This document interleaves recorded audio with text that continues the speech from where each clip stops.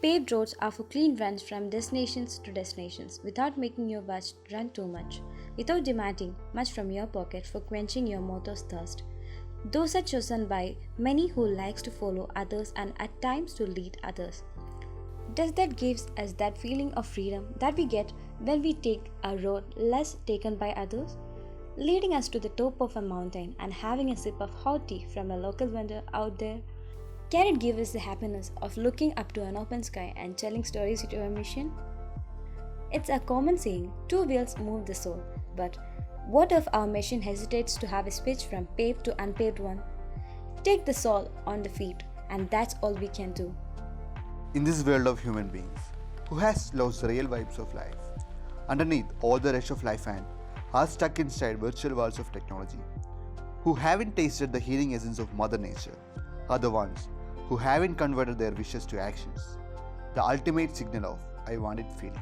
To conquer all the wants of a wandering soul, the body needs to be active, and to move an active soul from a forest trail to a scenic mountain top, one must need some kind of a tough machine. But for an average middle class Indian, the GSS or the Tigers may not come handy. So, what would they do? RA has a solution specifically for them, derived from the great Indian Himalayas.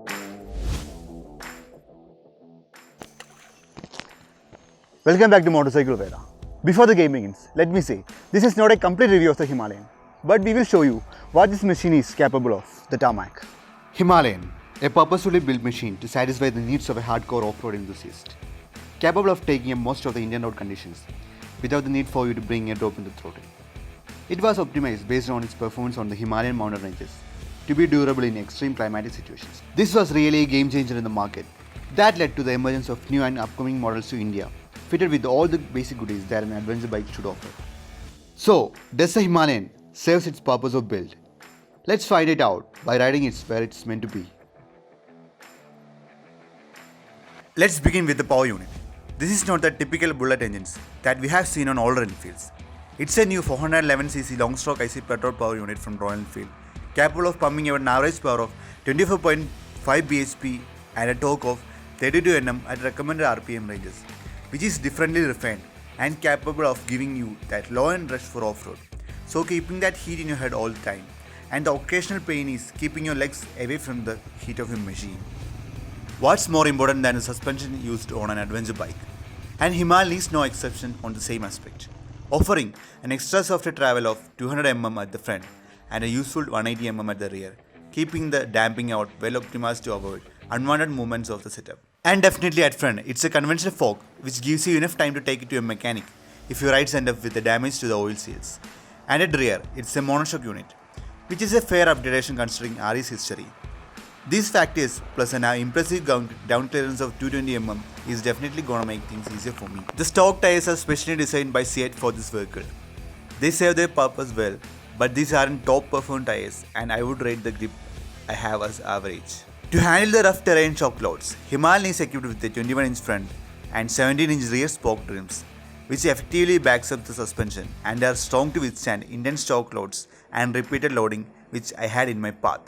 But at the time of a puncture, they will screw you up because they aren't tubeless tires which increase puncture fixing time. To prevent the mud from painting us, the tires are guarded by two mud guards, and Himalayan branding is visible on both of them.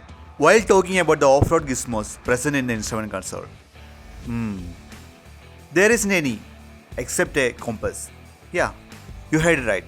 This bike comes with a compass.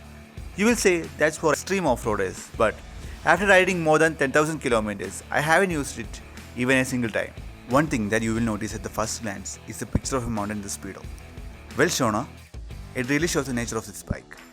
Behind that, there is a handlebar of Himalayan, which is well positioned and is very easy to reach while standing on the foot pegs, and it's very easy to change the position of the wheel to make the landings more sweet.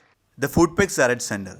Removing the rubber coverings on top will give you sturdy spiked pegs, which gives good grip than the slippery rubber surface. Up next, the most important part of the Himalayan. The skeleton of the Himalayan is of half-duplex cradle design, and the down tube does split up into two parts, keeping the engine as safe as possible.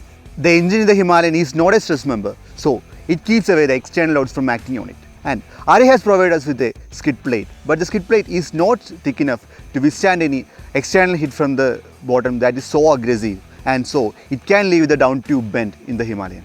The wet clutch usage on Himalayan is on the tighter side, and so you will be left with a sensation on the left hand if you use it for a long and extreme off-road condition. The brakes perform fairly and it comes with dual channel ABS, but surprisingly lacks a turn off button because ABS helps us on the road, but in off-road ABS can be quite tricky and it will affect your ride. Don't worry, just do this to switch off the ABS.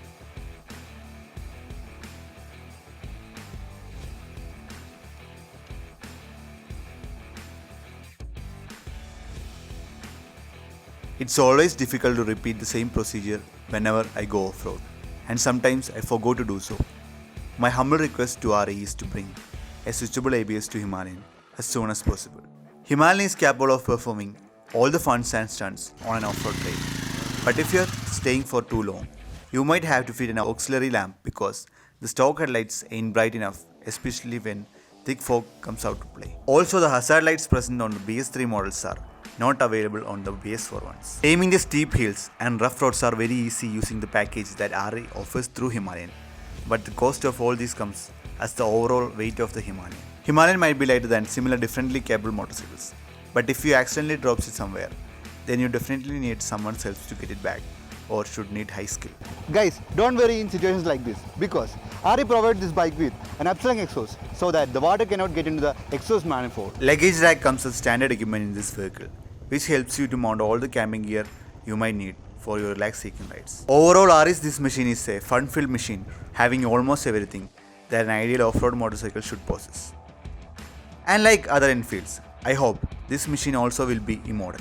That's all about my experience with this amazing piece of engineering. If you like to speak to us, please add the subject to the comment box below. I will be doing an overall review of this machine in future. Let my experience grow. That's all. Thank you.